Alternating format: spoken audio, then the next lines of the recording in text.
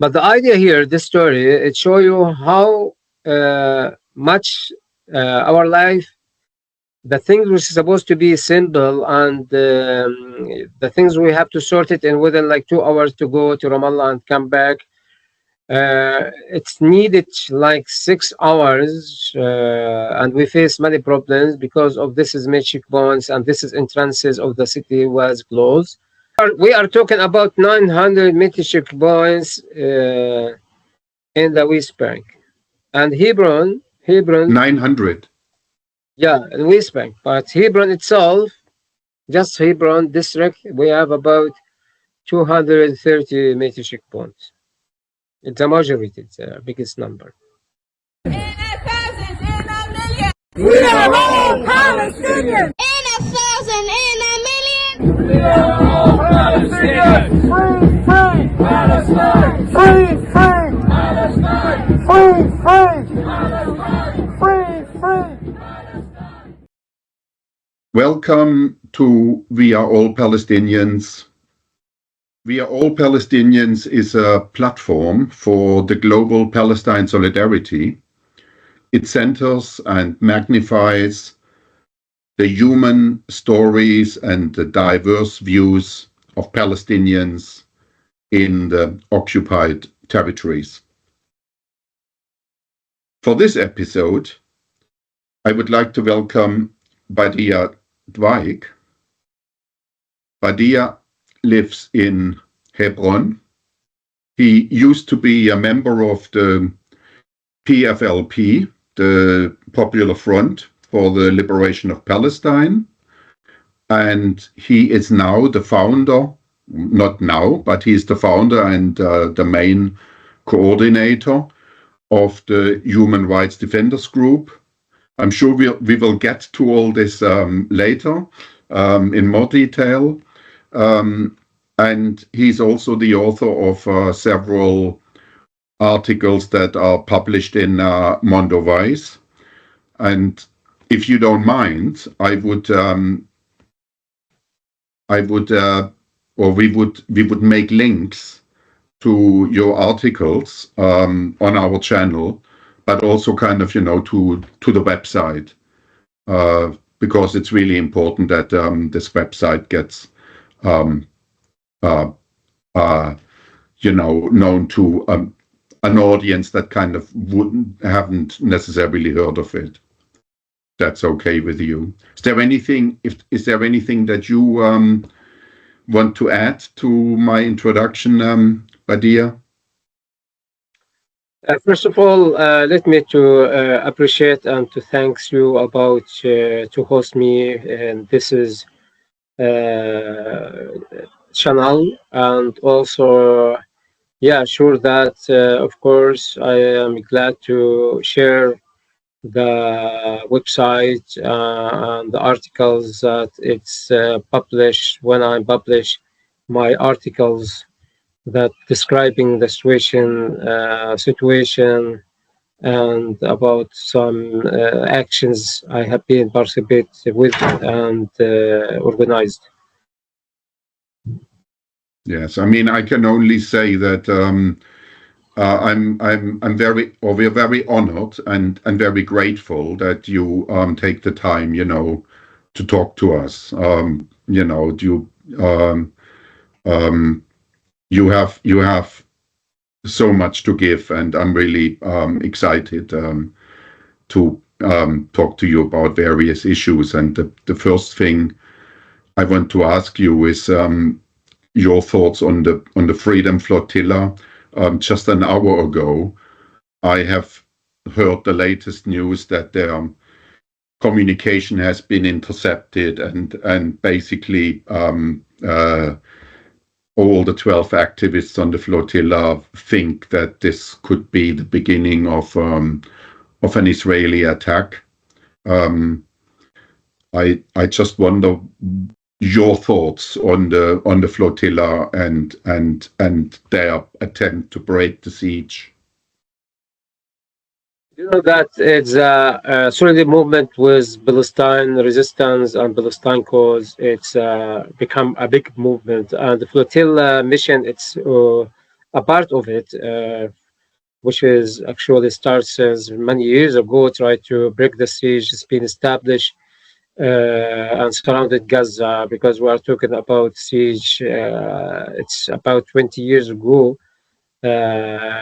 surrounding Gaza. And there were many of missions tried to break the siege by different ways, and one of this is ways the Flotilla mission. And we are now, our eyes, all world eyes, or the free people eyes, let's just say, on the boat, Flotilla boat, because as you mentioned, the recent news talking about there are no communication. People, they cannot communicate with our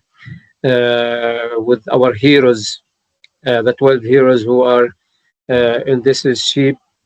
So that we are feel worried about them, because the Israelis have a long history of the crimes, and also this is crimes included the missions of the flotilla in the past. So that's why we are feel worried, and we know that the situation is very serious. And that's why that I consider this is also like people have to attend for the call, which is call the people around the world to make noise and to keep talk about the flotilla, and to make communication with their embassies and consulate and their states and the foreign ministers in each country, to pressure Israel not to use violence against them, and to let the boat flotilla to go to Gaza. And one of the scenarios that it can be happened, that the Israelis attack it, and this has happened. And another one that Israelis will arrest them, and this has happened also. So what we are wish, and we are pray, and we are hope from our bottom of heart, that to save them and to keep them safe, and to manage to do this is a great mission, to reach to Gaza, which is a big hope for all of us as a free people fighting for the freedom and justice for Palestine. Yeah, I'm not a religious person, but thinking about the difficulties they're facing now, I really want to pray. If you know what I mean. What are you going through at the moment? What are the kind of challenges that you have in your daily life? Not only kind of right now, but basically since you know, for the last 20 months. Yeah, it's a good question, because you know we have every day we have a story here with this occupation, that we go through many things in our daily life, and something just happened yesterday, because you know that, yeah, we know that Gaza in genocide, killing hundreds and thousands of people there. But at the same time, also there are many people killed in West Bank, and also all West Bank is surrounded by hundreds of military checkpoints, which is divided the same city or the district city itself about its villages and towns and neighborhoods. And also it's isolated cities about each others and about their towns and cities.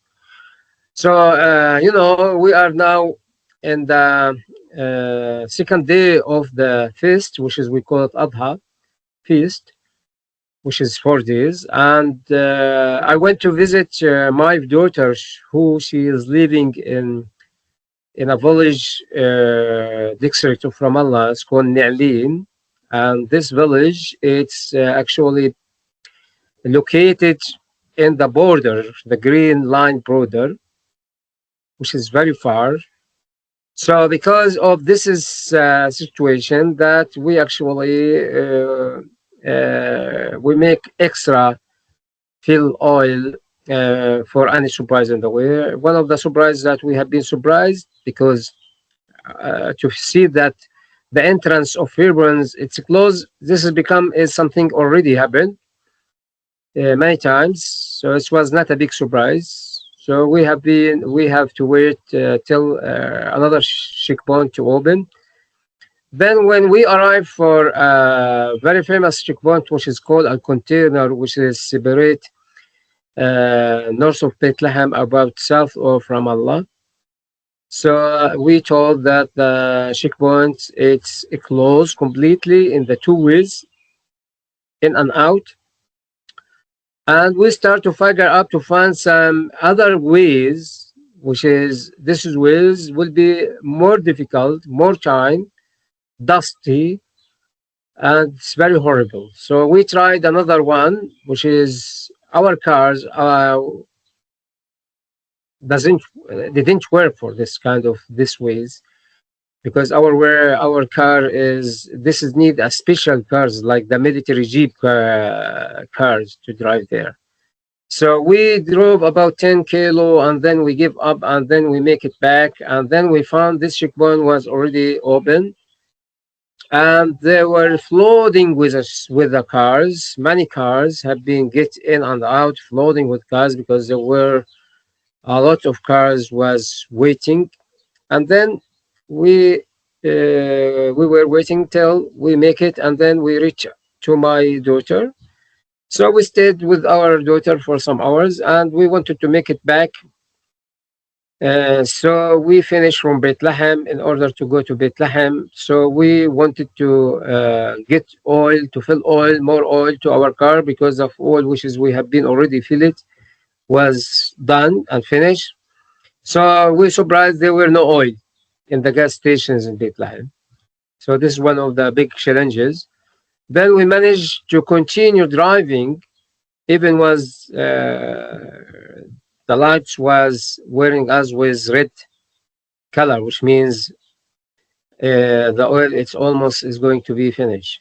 So we keep driving till we try to be close from one of the checkpoint. We found this checkpoint, it's closed, because we were thinking that maybe after we pass this checkpoint, so we can find an oil station or gas station. But unfortunately, this is checkpoint was closed again. And then we managed to go to another entrance and checkpoint. So we keep driving till we reach the checkpoint, and we found out it's also closed and it was open.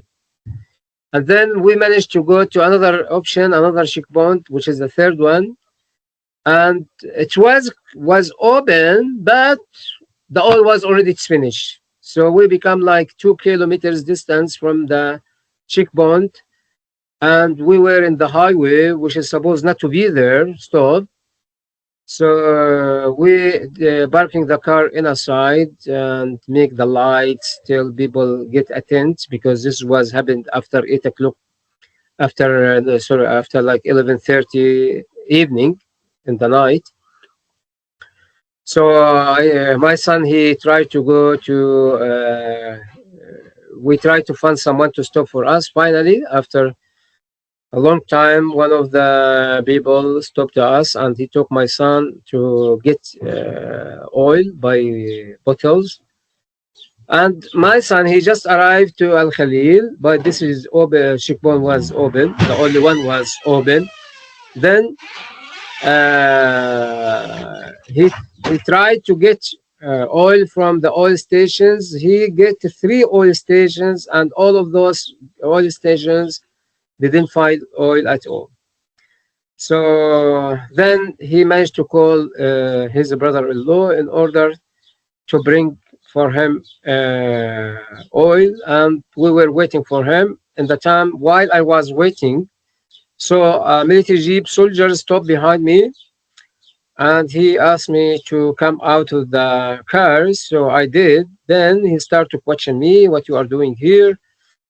So I managed to communicate with him with English, and I told him that the driver, this is car, the oil it's finished, and the driver, who is my son, he went to get some bottles, because we were trying to get inside the city, and all the checkpoints being closed, and that way it takes longer. So then he went to check the car and start to check the car and check my ID. And he said, "Where is your son? When he will come back?" I told him he just a matter of 5 minutes and he will come back. And in the time that he was questioning me, my son, he was arrived. Then the soldiers, they decided to leave. But the idea here, this story, it show you how much our life, the things which is supposed to be simple, and the things we have to sort it in within like 2 hours to go to Ramallah and come back. It's needed like 6 hours, and we face many problems because of this is made checkpoints, and this is entrances of the city was closed. And also another thing, because of the oil was not available, because the oil is come from Israelis, or oil is come from the Israelis. Everything, electricity, oil, water, everything controlled by the Israelis. So this is one of the things happened. You are talking about humiliating life. It's like torturing life.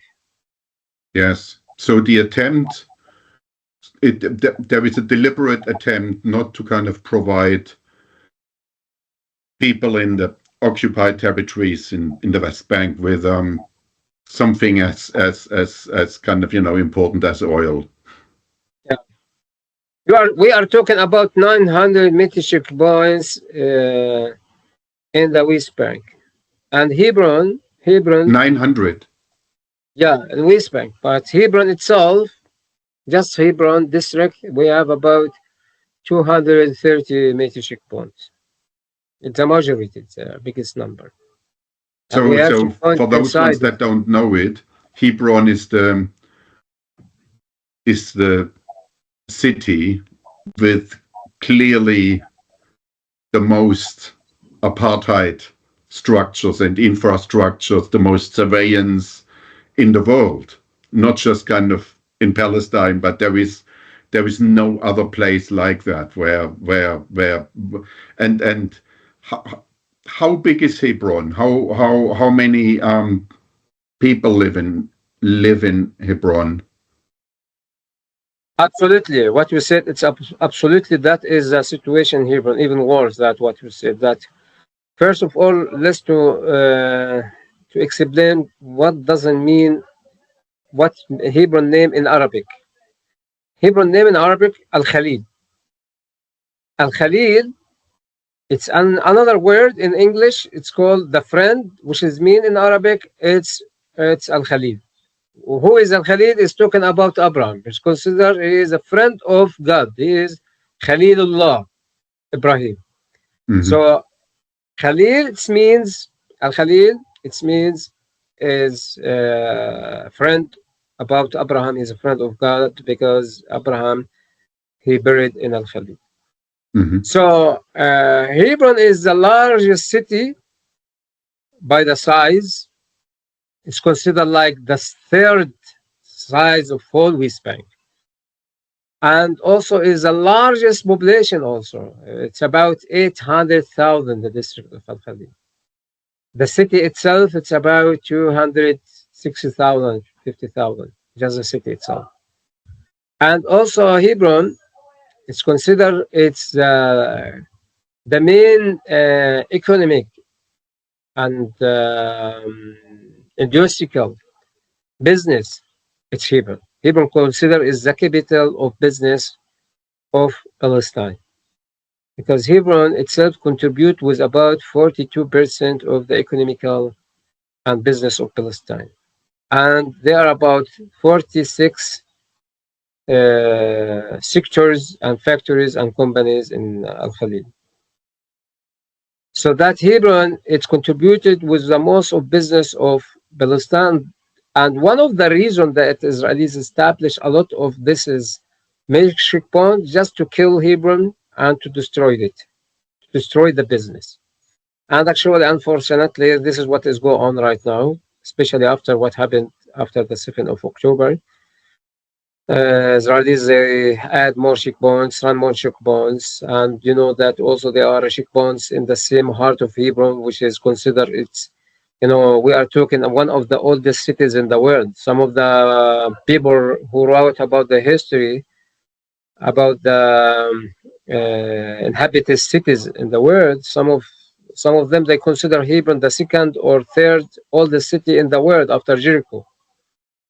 So that Hebron, it's let's just say, it's one of the oldest cities in the world. It's belonged for like 6,500 years ago. And Abraham, when he has been arrived to Al Khalil, he has been arrived to Al Khalil about 3,800 years ago. So we were welcoming as a Canaanite people with Abraham, and we host him at Hebron. And the king of Al Khalil in that time, Hebron, he was offered for him a cave where is Abraham buried with his family now, Isaac and Jacob and their wives and Joseph. All of them they buried now in this cave, where is now a mosque. It's called Abraham Mosque here.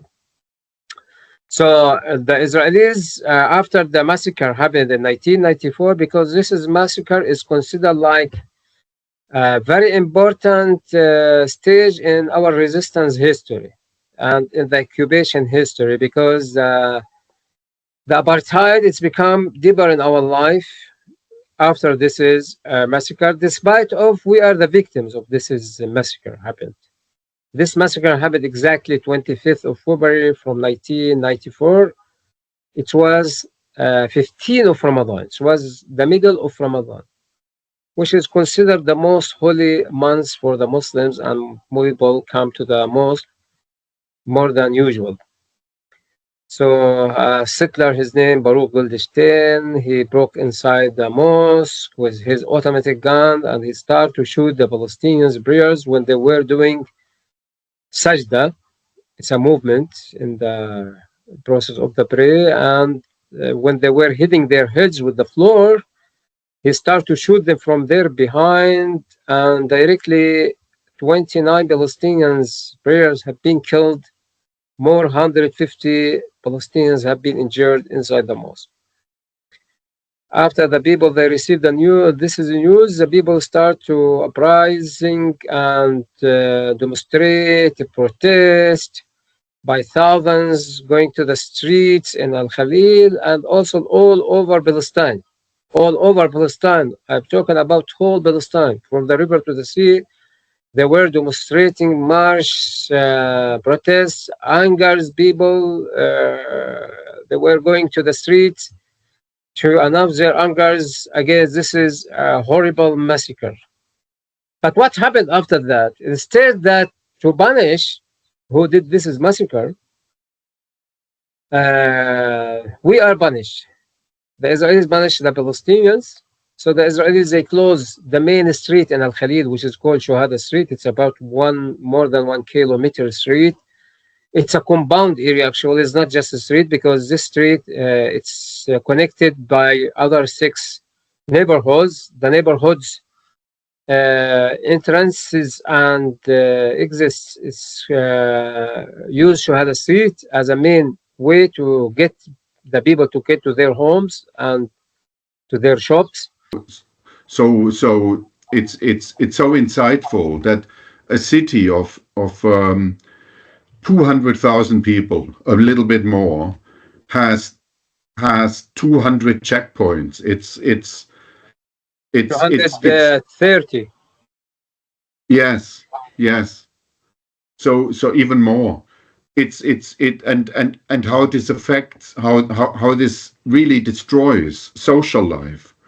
And not just social life, it destroys economic everything. Economic life. And basically it's a clear attempt just to destroy the city, the functioning of the city. This is there is really no need for this. The heart of the city itself, it's the Israelis announced it is like a Jewish neighborhood, and the Palestinians, they are not able to get in and not allow for them to exist live. All the Palestinians, families, people, business, shops, which is used to be there, there are no life anymore for the Palestinians there now. The street, it's like ghost town. Palestinians not allowed for them to use their street or to exist any life. The Palestinians families who used to lives in this street and also some other neighborhoods, which is close from this is street, they are not allowed for them to have business or shops or to drive there. Just settlers have the life there. You're not able to see all the settlers and police and soldiers who are running in this area or walking this area or have business in this area. But the Palestinians used to have before this massacre. Now, no at all. No life for the Palestinians at all. You can be shot, you can be attacked, and it's happened with me many times. I've been attacked once by four of settlers because I was trying to protect one of the Palestinian families by recording the attacks happened against the Palestinian families in the street in front of the soldiers. When I start to record this story, so I was actually my connection, my eyes was busy with the settlers who was actually attacking the Palestinian people in the street, but I surprised with other settlers come from behind and they start to attack me physically, try to get to release the camera from my hand. So I try to save the camera and they keep trying, then the camera broken. And this happened in front of the soldier and in front of the camera belong for the soldier because this is areas, it's full of cameras. There are about more 200 cameras for the army and the police to just to watch the Palestinians their daily life. But when there are something happened against the Palestinians and you ask the police to use it as a proof, they not use it because they asked me about a proof. I told them they are a camera and I attacked under your camera just like 2 meters far from the camera, but they are nothing. And I told them you can bring the soldiers because you know the schedule of the soldiers time when they have been there, and you can check, you can investigate them, and they can check with them. Nothing happened. My camera is being broken. Myself had been abused and attacked by the settlers, and the settlers never been arrested. There are many, many thousands of stories happened with the settlers, which is supposed because settlers because they apply for them as civilians law, and the Palestinians they apply for them military law, which is a huge difference, And they have, and I'm not in a member. There were any settlers have been arrested with any attacks, despite of there are many stories being documented and recorded. So the situation here, like those Palestinian families who are remains living in this closures area, because the Israelis they are applying several policies. One of this is policy, the ethnically cleansing policy, and also collective punishment policy. And there are no freedom of movement. There are no also housing rights. You not feel safe at your home because you can accept soldiers coming to your home, as happened in my home. And maybe watch one of the videos that I have been shared with you. It's happened in my home. Many times my home been raided. And, this street is just about 3 minutes by walk from my home. And I cannot do it. Just 3 minutes from my home, I cannot do it. Someone, he lives in Tel Aviv, he can do it. He can drive his car from Tel Aviv and he can do it within like 2.5 hours. Foreigners, people come from abroad, from America, from England, from Russia, from France. They can do it. But me, I am the resident in this day, in this city. I am born here. I was born here. And it's belong for my grands. I'm not allowed for me to walk in the street, exist, to breathe in the street. I tried once to walk there and I've been arrested. I have many stories. Can you talk a little bit about your activism? I'd be really interested. So you started as a teenager, and you. Actually, when I start, this is resistance very early. I was about 15 years old. It was the first Intifada. You know that the first Intifada, it was very, very excellent Intifada. It starts in 1987. And actually, I'm proud with my father, who also teach me many things in my life, especially about the resistance, because my father was an active person in the syndicate and the workers' unions, and he was the founder of the shoes union in Palestine, and also he was become uh, the deputy of the president of the Federation Workers Union in West Bank. So I belong for this family, and I start this is resistance in 1987, the first Intifada. But I become more involved and very active after my father arrested, because my father arrested in 1988, and I consider one of the leaders of the Intifada that time, and he has been spent about 6 months in the prison in the Israeli jail. And I am the oldest one of my family, by the way. I was 15 years old, so I become more active and more involved with the resistance against the Israeli occupation, and I kept resist organizing protests, marching, and so on. Even I was very young; I was a teenager till I'm arrested in 1993 after Oslo agreement. So I spent in the Israel prison for like 3 years, and then after I'm released, and the charger was against me because I was involved with PFLP, which is Israelis. You know, the Israelis are considered all the Palestinian political parties terrorist and blacklist. So PFLP was one of this organization. So after I'm released, so I joined the non-violence resistance movement, and I joined the International Solidarity Movement, ISM, and then I start to focus more with something in Al Khalil. So I actually founded the with another friend of mine. We founded the Human Rights Defenders Organization. And one of the things that I am glad that I'm created, it's called a Weapon of Life Camera Project. That project it aims to document the violations, crimes,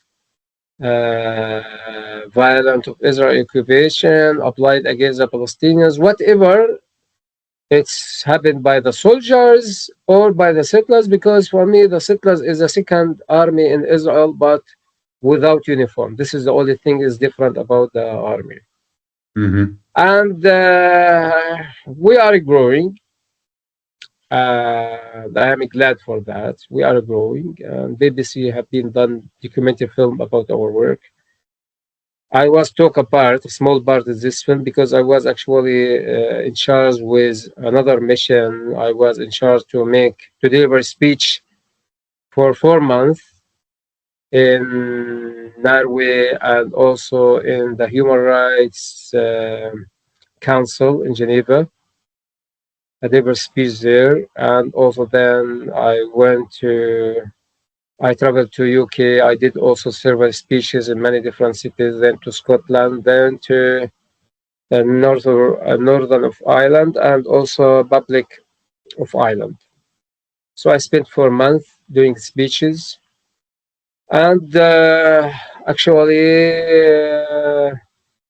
it was a good project that we established it to document the violations of crimes of Israel occupation, because the camera is not lying, and it's a big proof about the real situation of the Palestinians, just reflecting our story and share it with the international community. And I think since now have social media and many people around over the world, they can access and to get the information, because the Israelis, I found out the information, it's a big enemy for them. That's why the Israelis actually start to target the foreigners people who coming to participate with our resistance and to arrested them and deported them, and also target us when we are filming and documenting their violations and their violence against the Palestinian people and even against the international people when it's happened. So finally, we can say that we have another story in this is world. They used to be just one story, a narrative story, just come from one side, which is the Israeli occupation side. Now we have another story, another narrative. People listen to it and educate about it, and that's why we see this is now the solidarity movement is growing and become bigger everywhere. But this is efforts that all the free people have been participate with it and contribute with it from over the world. So that because we are standing for each other, we all support each others. We all of us as a free people resist and struggle for the same value, for Yes. the equality, for the humanity, for justice and the freedom. So all of us, we believe in this is values and we are fight for it. So that's why we have to encourage each others. We are stand with each others and support each other. You know, is a mutual support. All of us, we It's need each others in this path. it is a So it is a movement, I think, like we have never seen before. yeah, The exactly. You know, solidarity, the global solidarity movement is something that I have never seen in my life.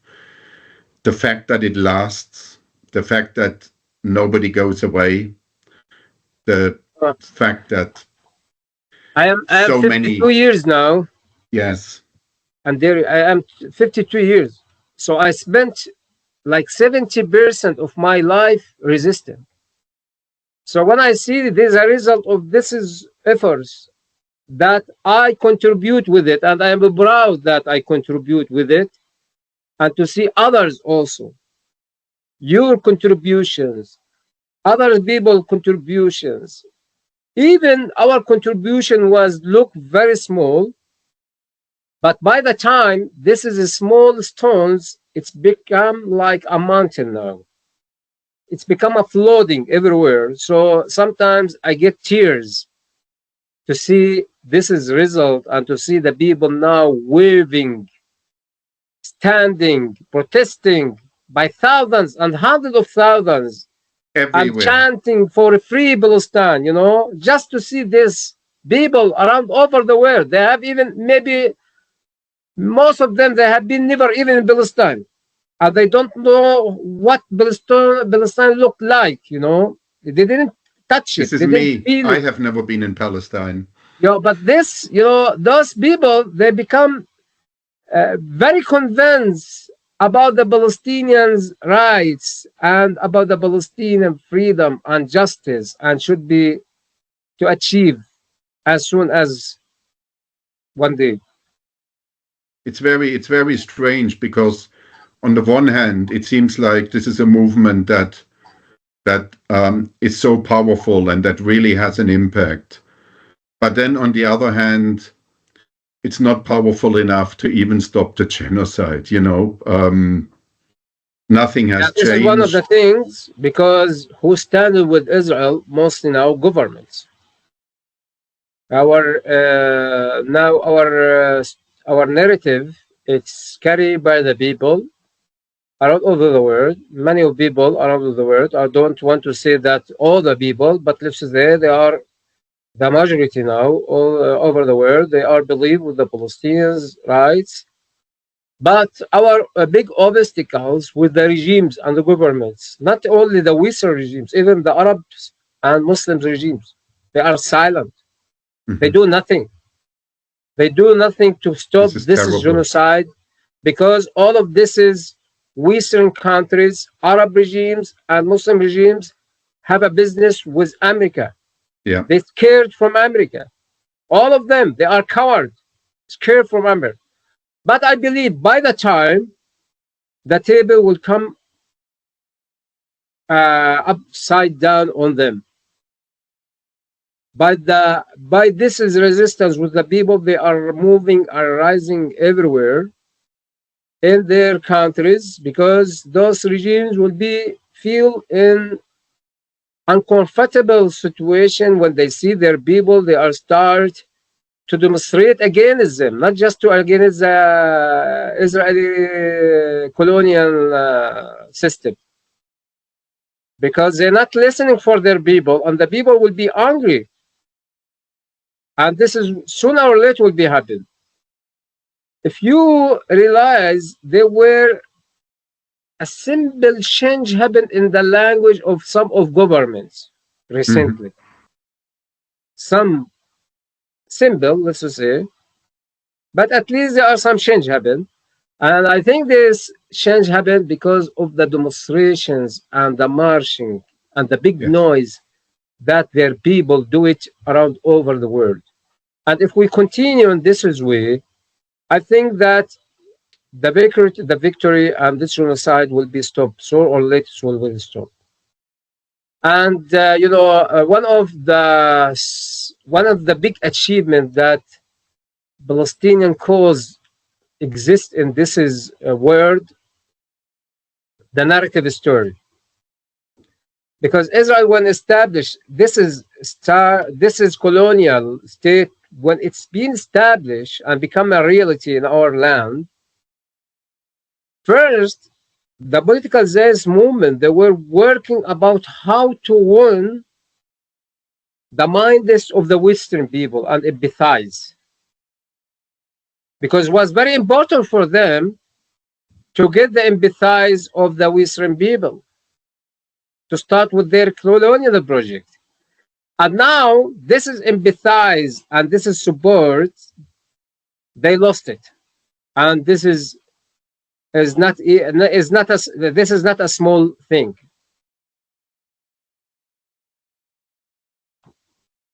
I miss your voice. Yeah, sorry. This will not go away anymore. As soon as you kind of, realize that this is a colonial project, it will not go away anymore. I think this is probably our biggest achievement, that as you say, the narrative has changed. Nobody looks at this anymore as a conflict between sort of kind of equal sides. It's not there a is conflict. an It's a oppressor war and there from is one side. a people that are oppressed, and there is an occupier and there's a people that are occupied, and this is kind of, this narrative is a narrative that I think has really won basically in the global public sphere, even though the media still doesn't, the mainstream media still does not, still refuses to accept this new narrative. But I think I believe the chance. I believe with the change will happen sooner or late, and I can see some of the signs of this change. Let's to use Paris Morgan as an example. Review the interviews of the journalist. It's a very famous journalist, Paris Morgan. How was look at the language of his interviews in the beginning of 7 October, and look recently how it's look. Yes. You mean Piers Morgan? Yeah. Yes, he has sort of kind of he has had a journey, which is and he's a very influential. He was in the beginning was completely in the side of the Israeli occupation. Yes. But now we can notice some of the change happened even in his talk. Yes. Yeah. And this is just a proof that, when you talk about a person in his position and one of influencer people, let's just say, you can also you can use it as a measurable for about others people around over the world. Yeah. So I believe with you, let's take a time. This is what is pain me a lot. It's take a lot from our blood, from our souls, from our life, everything around us is destroyed, demolished. Our kids killed, our kids arrested, people genociding every single minute in Gaza. Thousands of people killed, 100,000 people also injured. Disability also, thousands of people also become disability. So this is a lot of pain, you know, it's a huge pain. Bleeding, heartbreaking, you know, heartbreaking, bleeding every day about what is going on. And to make our narrative, I'm sorry, you know, to make our narrative to reach for this level in the minds of the people around the world is take all of this. But at least we have no any option as a Palestinians to save our identity here and exist. There are no any option, only to keep the fighting.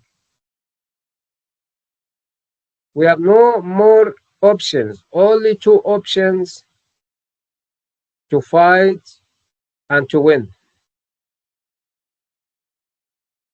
I want to ask you, you know, you follow the global solidarity movement very closely.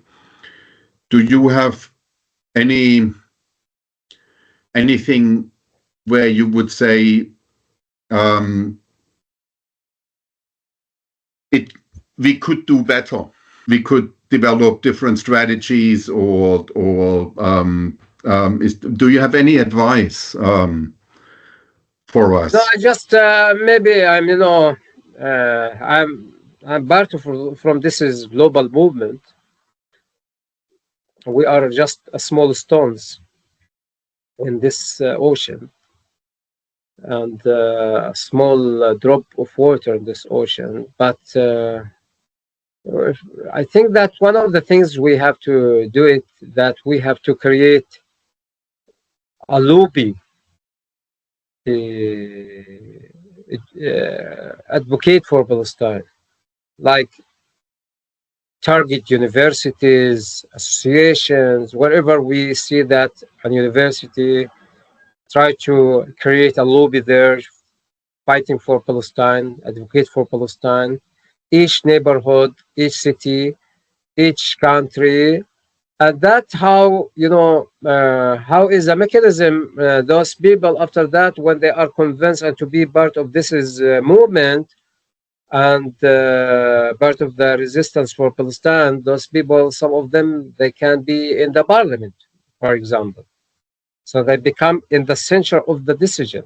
Those people can affect the decision, which is come by the governments, because they are the normal people who are joined the resistance. Those people, they go, they do like Badees, boycott Israel in different levels, but their governments can make deal like military deal, electronic deal, which is billions of money.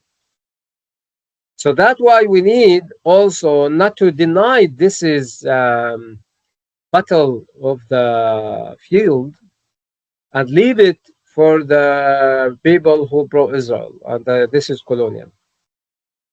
We have to learn from the, sorry, but this is very important. We not have to be to feel shame that to learn from their strategy and tactique when they are built such of this is committees, which is this committees after that pro-Israel.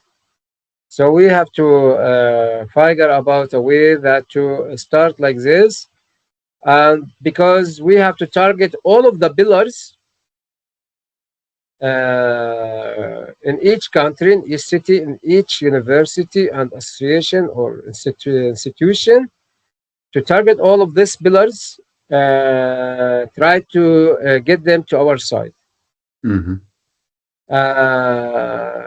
And I think one of the things that we need, I believe that as many server organization, virus organization around over the world, we cannot to be united in one body. This is impossible because we came from different background of ideology, but at least we can coordinate.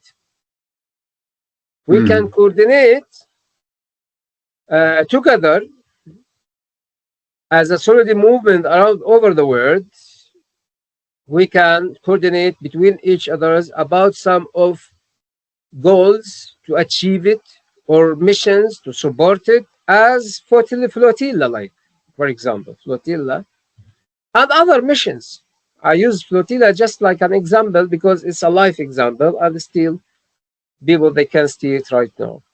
And But we can, it's a very beautiful example, isn't it?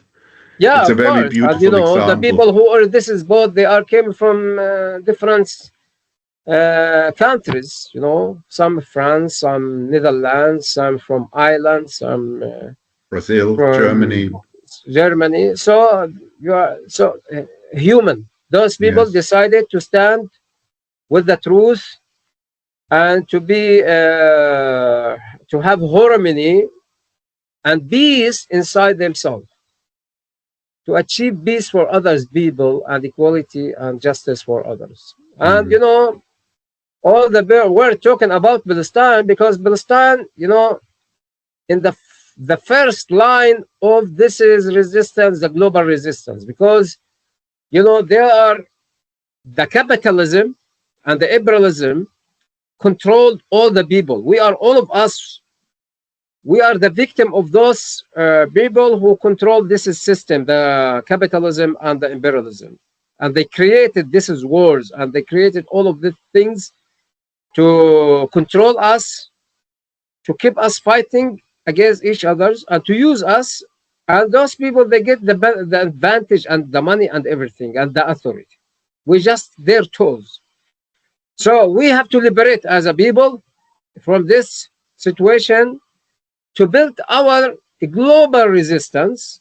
Yes. Which is sharing each other the resistance. But for the Palestinian cause, I don't know how to say it's lucky or unlucky. We came in in a moment that we are become in this front of this struggle, and that's why is Palestine deserve the whole efforts of the resistance and efforts all of those people who believe with justice and humanity and the freedom around over the world. What do you make of there are pockets of resistance in Israel, not just against Netanyahu, but also there are people that come to the borders of Gaza to protest, I am appreciate all the single, as I mentioned in the beginning. We are as a Palestinian, we are appreciate and we are respect any single word, post, mission, movement, struggle for Palestine and for the liberation and the freedom of Palestine. I am appreciate also the Israelis who are reject join the army because they don't want to be as a part of this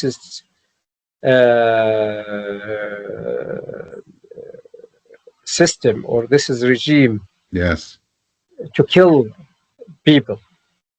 So those people who are reject the army and to join the army, I consider them they are my hero too, And also, I am respect those also some of those people who still remains have the humanity in their hearts and believe with the humanity. They are come protest, even they are minority, but at least I respect those people and appreciate. And unfortunately, the majority of the Israelis they are actually standing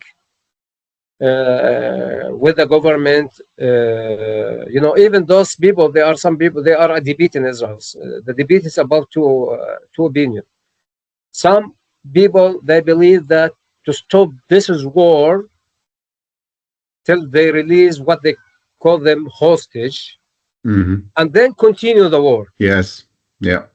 Some said, no, we have to continue the war because by our brochure and military brochure and the genocide, we can release this, what they call it, hostage. I don't You know know, if the you. problem, even when, some media, especially this is mainstream media, talks about the hostages, they forget about the Palestinian hostages in the Mhm. prisons. We have about more 10,000 Palestinian prisoners in the jail, and 3,500 of them, those people in the prisons without any statement. Any And charge? yeah, Yes. without any charge. And just within 1.5 years, about more 70 Palestinians have been killed in the prisons because of the torture and the violence Yes. used against them. My son was one of those people. Even he was stayed short time. He was lucky compared with others because they are prisoners have been spent like more 30 years in Israel prisons, 40 years, and they still no one talk about them. They Yes. just talks about the Israelis hostage, and they are denied to talk about the Palestinians, about more 350 kids under the 18 years. No one talk about them. Also about the Palestinian women who are in the Israel prisons. More 10,000, you know. The Israelis have prisons and jails more than hotels. So, but when I see even this is minority of the people, they are commitment with the value of the humanitarian soul. I respect them and appreciate their voices. Mhm. And I hope this is voices become more. Dear, thank you so much. I'm so grateful, and we are, there is lots of people involved with this channel, and hopefully we can attract more people to it, to have these conversations. This is just the beginning, but we're so grateful that you took the time to talk to us. It was very, very illuminating, very, very interesting, what you had to share. And we we want to finish this episode with a song from 47 Soul. Not here right now, but we will finish it with this song. But I just want to kind of ask everybody who watches this episode, please share this, please like it, please subscribe to the channel, please help to spread it so that it can really reach areas that I it can needs. finish. I can finish with a few words. Again, thank you to host me and to give me this opportunity. And I would like to say for the people, anyone who want to learn more about the Palestinians, you are welcome to come to visit Palestine. You are welcome to connect with me. You can connect with me anytime, anywhere. You can get my contacts from Andrea. I can arrange for you visit, and anybody want to make volunteers with some association, he will come also. I can help people who want to get more information. Also, they are welcome. Wherever that I can help to offer more time to people who are interested to learn more about the Palestinian cause, you are also welcome. And you are our messengers. You are our ambassadors in this world to make this change together. Till by this efforts and this is the resistance which we are doing together hand by hand, we can make the distance for the freedom and justice for Palestine itself. Yes.